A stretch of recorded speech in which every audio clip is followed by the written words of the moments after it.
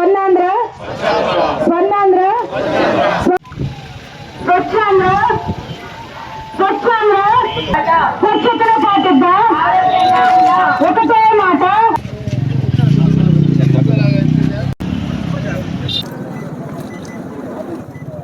పోదమ్మా దాకెళ్ళి అక్కడ ఇస్తాం press meet.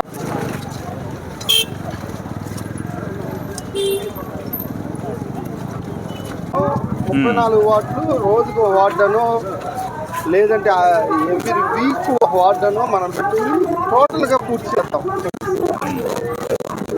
ఆ వార్డులో తిరుగుతా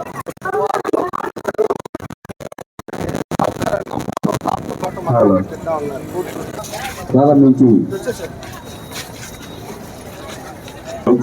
మన ఎంప్లాయీస్ మన వాళ్ళ. సో అలా చెత్త కుప్పలో వేయాలి మనం గుట్టలో. పోదమ్మా. నాకు ఇది ఇష్టం. గ్రీన్ స్వచ్ఛ బాపట్ల అర్థం చేసుకొని దానికి తగినటువంటి ప్రణాళికలను రూపొందించి ఆ పరిసరాలను పరిశుభ్రంగా ఉంచుకునే దానిలో మరి పేదలైనటువంటి వారికి ఆ విషయాలు తెలియచేసి పరిసరాలను పరిశుభ్రంగా ఉంచుకునే దాని కొరకు భారత ప్రభుత్వం, ఆంధ్రప్రదేశ్ ప్రభుత్వం ఈ కార్యక్రమాన్ని చేసింది. స్వచ్ఛ భారత్, స్వచ్ఛ బాపట్ల ఇవన్నీ ఎప్పుడైతే కలుస్తాయో స్వర్ణ భారత్, స్వర్ణ ఆంధ్రగా, అలాగే స్వర్ణ బాపట్లగా మనం మార్చేటట్లుగా మనం పనిచేయాలి అని వారానికి ఒకరోజు మన బాపట్లని దోమలు లేని బాపట్లుగా మార్చడం కోసం, అలాగే డ్రైనేజీ వ్యవస్థను కూడా పరిశుభ్రంగా చేయడం కోసం ఇటు మున్సిపల్ వర్కర్స్ కానీ, శానిటేషన్ వర్కర్స్ కానీ, అక్కడి దగ్గర నుంచి కమిషనర్ వరకు ప్లానింగ్ డిపార్ట్మెంట్తో సహా, ఇంజనీరింగ్ డిపార్ట్మెంట్తో సహా ఇప్పుడు మంచి టీం ఏర్పడైంది. స్వచ్ఛాంధ్ర కోసం ఈరోజు ఈ కార్యక్రమం నిర్వహించడానికి వచ్చిన పర్టికులర్గా మున్సిపాలిటీ శానిటరీ సిబ్బంది వాళ్ళకి ప్రత్యేకమైన ధన్యవాదాలు తెలియజేస్తా ఉన్నా. ఈ కార్యక్రమానికి విచ్చేసిన మన జిల్లా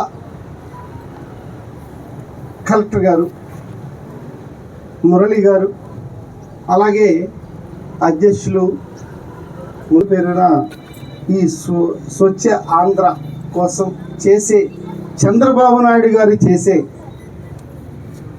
కష్టానికి ప్రతిఫలంగా మనందరం ఆయన మార్గం, ఆయన చెప్పిన బాటలో నడిచే విధంగా ప్రభుత్వ విధి విధానాల్లో భాగంగా ప్రజలు బాగుండాలా, మున్సిపాలిటీ ప్రజలకి చేదోడు వాదోడుగా ఉండి పనిచేయాలా, అలాగే మీరు ఆ బేసిక్ నాలెడ్జి మర్చిపోకుండా పొడి చెత్తని తడి చెత్తని వేరు చేసి మున్సిపాలిటీకి అందించే విధంగా ప్రతి ఇంట్లో ఉండాలా, తాగిన ప్లాస్టిక్ వాటర్ బాటిల్స్ కానీ లేదంటే వాటర్ ప్యాకెట్లు నుంచి తర్వాత ఇవి కానీ ఎక్కడ పడితే అక్కడ పారేయకుండా, ఏదో చేతిలో ఉంది కదా అని అది మన భూమి కాదు, మన రోడ్డు కాదు అన్నట్లుగా ఎక్కడికక్కడ ఇసిరేయటం కాకుండా అది పట్టుకుని యూజ్ చేశాక ఎక్కడ పడేయాలి అని ఒక్క నిమిషం ఆలోచించి ఆ ప్లేస్లో అవి పడే విధంగా మీరు కూడా ప్రజలందరూ ఉండాలా.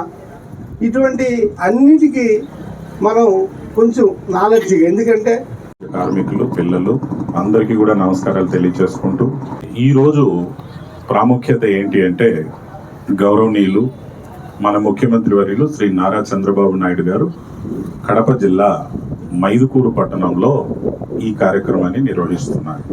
స్వచ్ఛతా దివస్, స్వచ్ఛ ఆంధ్ర, స్వచ్ఛ భారత్ అనేటువంటి ఈ కార్యక్రమాన్ని నిర్వహిస్తున్నారు. మన ముఖ్యమంత్రి వర్యులు మొత్తం రాష్ట్రం అంతా కూడా ఏకదీక్షతో ఈ ప్రోగ్రాంని చేసే విధంగా పూర్తి స్థాయిలో డైరెక్షన్స్ అన్ని జిల్లాలకి, అందరు అధికారులకి, ప్రజాప్రతినిధులకి ఇచ్చారు. మరి ఏంటి ఈ ప్రోగ్రాం, అసలు ఏం చేస్తాం ఈ ప్రోగ్రాంలో అని అంటే, ప్రతి గ్రామ సచివాలయం దగ్గర నుంచి మొదలుకొని, ప్రతి వార్డు సచివాలయం నుంచి మొదలుకొని ఆయా గ్రామాల్లో, ఆయా వార్డుల్లో, తద్వారా గ్రామాల్లో, పట్టణాల్లో మొత్తం జిల్లా అంతా కూడా మనము ఒక పరిశుభ్రతని ఎలా పాటించాలి అనేటువంటిదే ఈ కార్యక్రమం.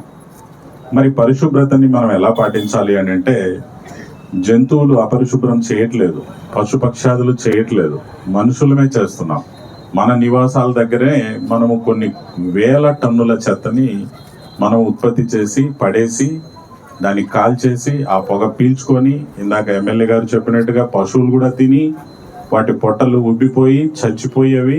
ఆపరేషన్ చేస్తే 100 కిలోల ప్లాస్టిక్ బయటకు వచ్చి మనం చేయాల్సినంత బీభత్సం చేసేసాం. ఇంకా కడుక్కునే పని చేద్దాం ఈ రోజు నుంచి. సో దాన్ని మనం అంత బీభత్సంగా తయారు చేసాం. ఈ రోజులో ఇక్కడ 50 ఏళ్ల వయసు ఉన్న వాళ్ళు ఎవరన్నా ఉంటే 40 ఏళ్ల క్రిందట మన సమాజం ఎట్లుందో ఒక్కసారి కళ్ళు మూసుకొని ఆలోచిస్తే చెత్త కనపడేది లేదు, మురుగు కాలువలు లేవు, గబ్బు లేదు, పశువులకి ఇలాంటి ఇబ్బంది లేదు, ఇలాంటిది ఏది లేదు. మనం అలా అలవాటు చేసేసుకొని ఇప్పుడు ఈ పరిస్థితిలోకి మనం తీసుకొని వచ్చాం.